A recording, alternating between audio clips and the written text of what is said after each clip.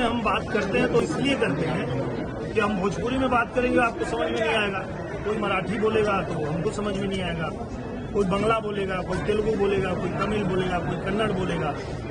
तो कम्युनिकेशन के लिए कि एक दूसरे की बात को समझ पाए, अनेकता में एकता, यही तो भारत की सबसे बड़ी खूबसूरती है। तो ये हिंदी बोलने की जो बात है वो इसलिए है कि हम एक दूसरे को समझ पाए। बाकी अगर कोई नहीं बोलना चाहता तो उसको जबरी थोड़े कोई बुलवाएगा। एक समय था जब बिहार से लोग जाते थे बच्चे परीक्षा देने, तो यही राज ठाकरे उनको मारता था, इनके गुंडे उनको मारते थे।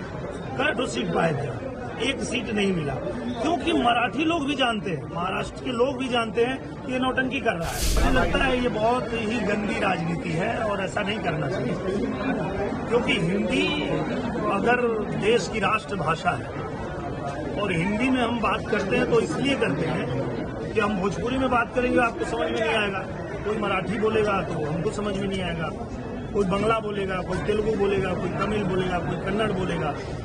तो कम्युनिकेशन के लिए कि एक दूसरे की बात को समझ पाए, चूंकि ये भारत देश जो है अनेकता में एकता का देश है। यहाँ अलग अलग भाषा बोलने वाले लोग रहते हैं, अलग अलग धर्म जाति संप्रदाय के लोग रहते हैं, यहाँ अलग अलग परंपरा को मानने वाले लोग रहते हैं। अनेकता में एकता, यही तो भारत की सबसे बड़ी खूबसूरती है।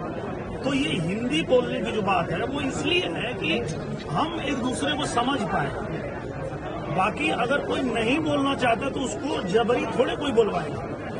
तो मुझे लगता है कि ये भाषा की, जाति की, ये सब घटिया राजनीति नहीं करनी चाहिए, देश को तोड़ने की कोशिश नहीं करनी चाहिए, अपने राज्य को कमजोर करने की कोशिश नहीं करनी चाहिए, बल्कि सबको एक साथ जोड़ के आगे बढ़ने का काम करना चाहिए। 20 साल बाद दोनों भाई एक हुए हैं, चुनाव है, सीट नहीं मिलेगा इन लोग को।